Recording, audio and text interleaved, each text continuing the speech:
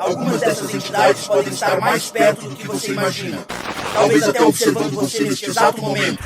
E aí, você notou algo fora do lugar? Algum sussurro? Ou aquele calafrio inexplicável nos últimos dias? O ritual do Natal Vermelho. Gramado, Rio Grande do Sul, ano de 1897.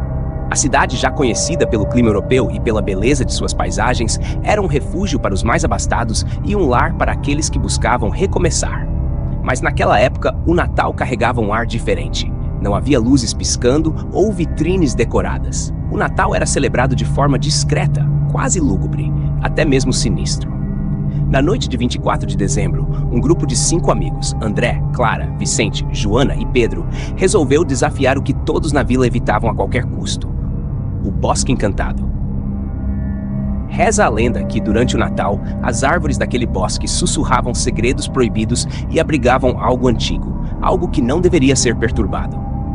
Mas, como jovens curiosos e descrentes, eles decidiram provar que tudo não passava de superstição. Com uma lanterna a óleo e uma garrafa de vinho para celebrar, partiram para o bosque ao entardecer. A trilha para o interior do bosque era estreita e coberta de folhas úmidas. À medida que o grupo avançava, o ar parecia mais denso e a temperatura caía rapidamente, como se a própria natureza os repelisse. Clara foi a primeira a ouvir o que descreveu como cânticos distantes, mas os outros zombaram dela, atribuindo os sons ao vento. Eventualmente, chegaram a uma clareira. No centro, havia uma formação de pedras, dispostas em um círculo quase perfeito, com velas apagadas espalhadas ao redor. "Parece que alguém já celebrou o Natal aqui", brincou Pedro, mas o tom da piada logo se perdeu. As pedras pareciam irradiar um calor estranho que contrastava com o frio cortante do bosque. André encontrou um livro antigo e mofado entre as pedras, coberto por uma camada fina de neve que não parecia derreter. Contra o bom senso de Clara, ele abriu o livro. As páginas escritas em um idioma desconhecido, mas os desenhos eram claros. Figuras humanas cercando um altar, com sombras negras pairando sobre eles.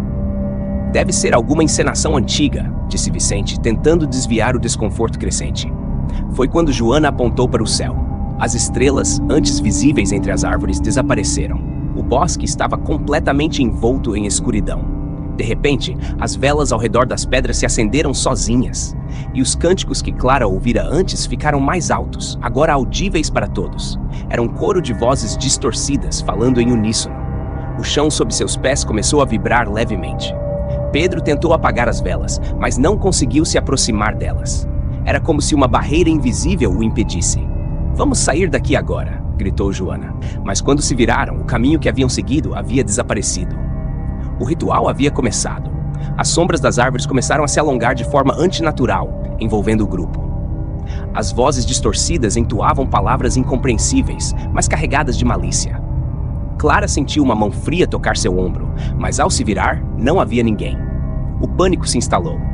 André, ainda segurando o livro, começou a recitar algumas palavras na tentativa de interromper o que quer que estivesse acontecendo. Mas, ao invés de cessar, as vozes aumentaram em intensidade, e uma figura espectral emergiu do círculo de pedras. Seus olhos eram poços negros de vazio, e um sorriso macabro se formou em seu rosto. Vicente tentou correr, mas suas pernas não respondiam. Joana caiu de joelhos, lágrimas escorrendo pelo rosto, enquanto Pedro gritava por ajuda que nunca viria. A entidade pairava sobre eles, alimentando-se do medo que emanava do grupo. Num último ato de desespero, Clara arrancou o livro das mãos de André e o lançou nas chamas das velas. Um grito ensurdecedor ecoou pelo bosque, e a entidade se contorceu em agonia antes de desaparecer, levando consigo as sombras e os cânticos. O grupo desabou no chão, exausto e traumatizado. Quando a manhã finalmente chegou, encontraram o caminho de volta para a vila, mas nada seria como antes. As marcas do ritual estavam gravadas em suas almas, e o Bosque Encantado nunca mais seria mencionado entre eles.